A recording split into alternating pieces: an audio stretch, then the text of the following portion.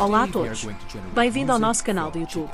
O presente vídeo é um vídeo simples de demonstração direta de algumas técnicas de análise de imagem ao nível de algoritmos de visão assistida por computador em MaxMSP. O presente vídeo visa demonstrar como converter informação de vídeo em informação MIDI. No final do vídeo espera-se que os nossos utilizadores estejam particularmente munidos e dotados de ferramentas para gerar música no contexto de instalações ou ainda numa série de outros contextos, a partir de procedimentos relativamente simples.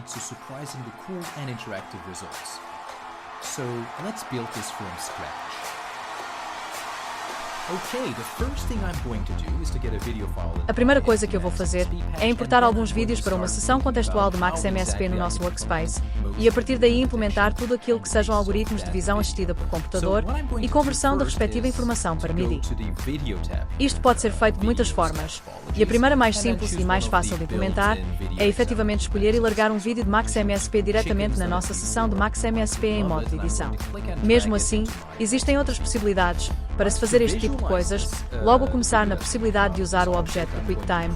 Por ser um objeto antigo, tem a possibilidade de ser retrocompatível com versões antigas de Max, inclusive a versão 4 e versões anteriores. Vamos, pois, agora usar um objeto para visualizar o nosso vídeo, nomeadamente o objeto JIT Windows e o objeto JIT Window. Portanto, conectado os objetos, colocando-se o vídeo em modo de loop e carregando-se no botão Play, conseguimos agora ver o vídeo na nossa janela. Portanto, vamos agora implementar o nosso algoritmo de detecção de imagem e seguir com a implementação do patch. Portanto, a primeira coisa que é necessário ter em conta quando se implementa um algoritmo de análise de imagem é que um vídeo é uma sequência de frames, e como é uma sequência de frames, a informação que temos é apenas uma representação no histograma, num vectograma, num espectrograma, etc., de diferentes tipos de dados, que compilados e transferidos para um codec, geram-nos a ilusão de vermos uma imagem nítida e avançam com a sua representação.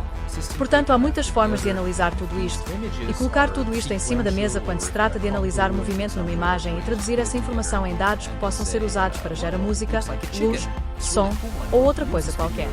Portanto, da mesma forma que podemos fazer uma transdução de vídeo, chamemos-lhes assim, do tipo analógico digital, captando primeiro imagens com sensores, traduzindo essa informação em dados e depois encriptando-a e codificando-a num códec específico.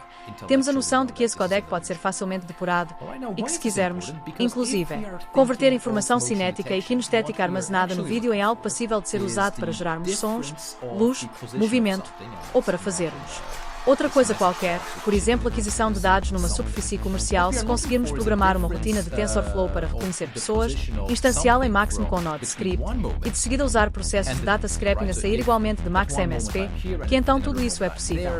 Portanto, as possibilidades são, aqui, infinitas.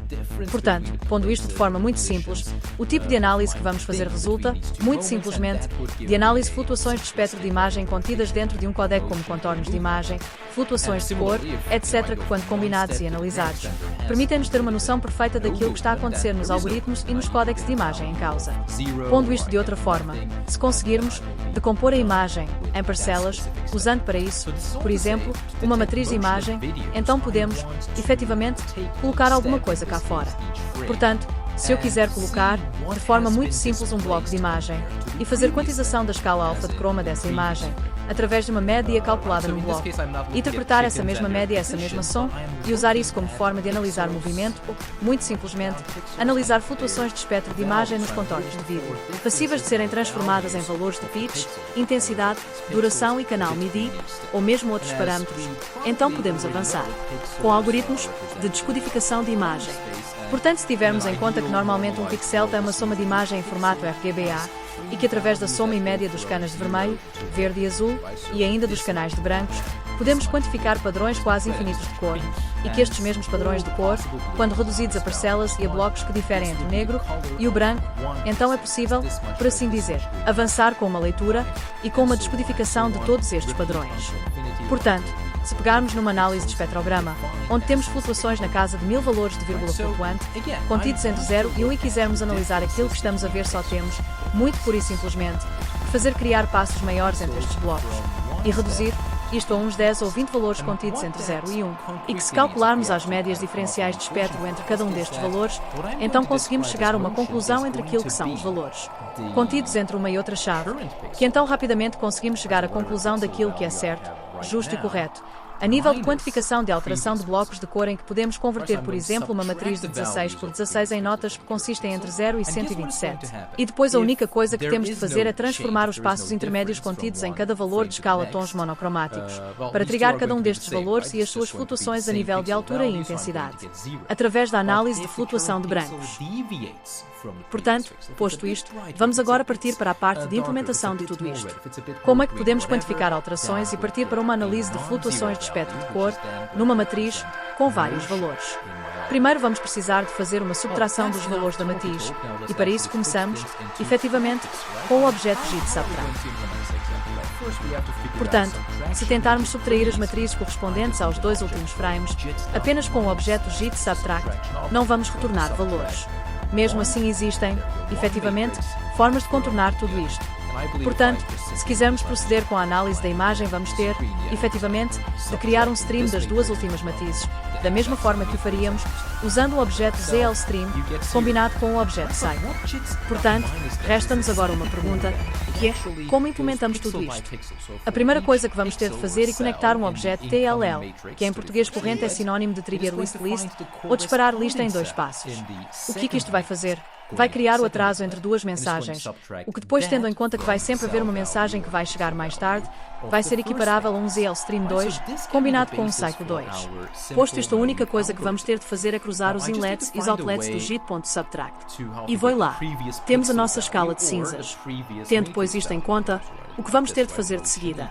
É muito simples. Vamos ter de segmentar a matriz de saída destes objetos e criar uma matriz mais curta.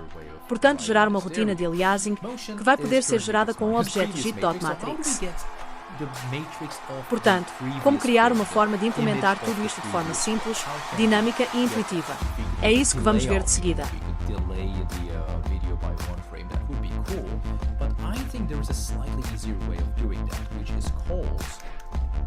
Portanto, estamos de momento a analisar os procedimentos até agora descritos. Vamos agora proceder com aquilo que se segue e com aquilo que nos resta. So T, the object T, is short for trigger because it's going to trigger a specific set of operations in a specific order when it receives messages. Aqui podemos ver explicada a implementação do atraso de mensagem com o objeto trigger. First, send that list out from